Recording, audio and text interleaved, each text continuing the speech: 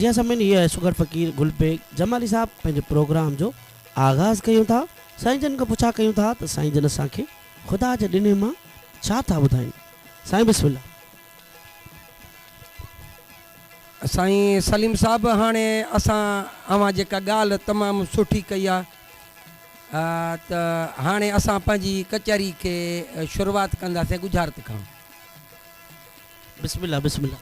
गुजरात खां असीं आगाज़ कंदासीं त अखर मोहम्मद इदरीस मुंहिंजी गुजरात जा आहिनि कुर्बान जलबाणी।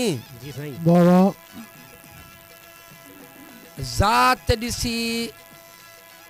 ज़ात ॾिसी नाले जो ॿोली कयो।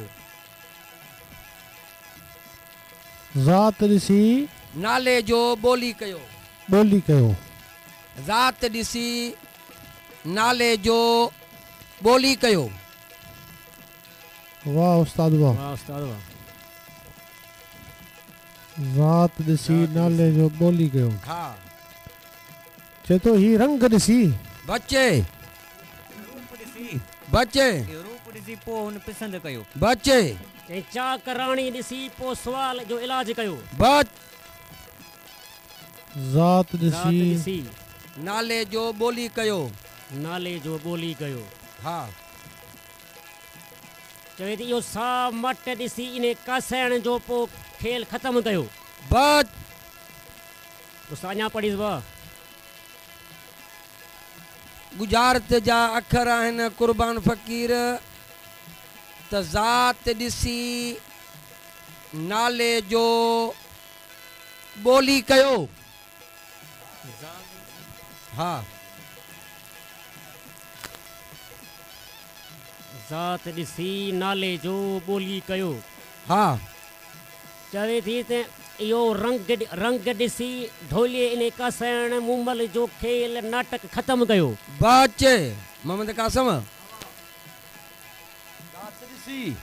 मोहम्मद कासम गुजरात मुंहिंजी जा अखर ॿुध।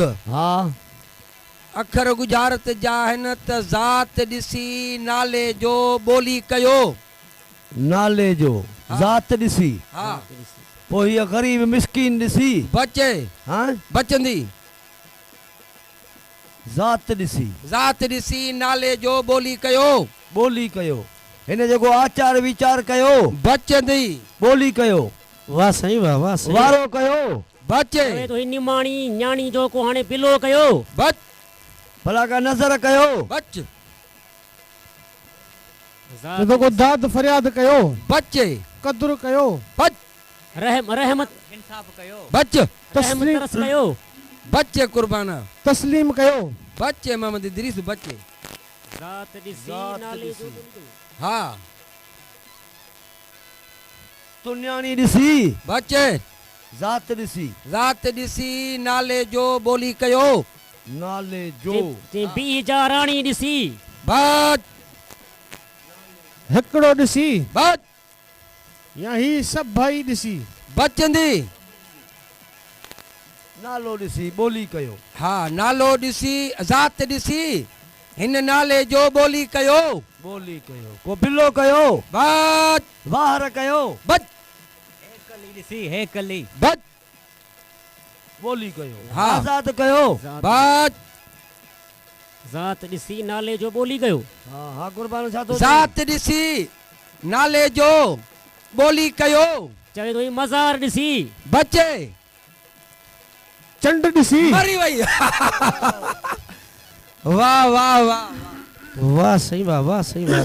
जी समिन इहो हुया इदरीस जमाली साहब। जी साईं सॼो कयो हाणे गुजरात साईं सलीम साहब मोहम्मद इदरीस कुर्बान साईं ऐं मोहम्मद कासम सलीम साहब जेका ॻाल्हि कई त हाणे हींअर मथां अचे पियो रमज़ान शरीफ़। वाह वाह वाह वाह रमज़ान शरीफ़ जी ॻाल्हि कई त मूं गुजरात इते जो इते ठाही। वाह वाह वाह।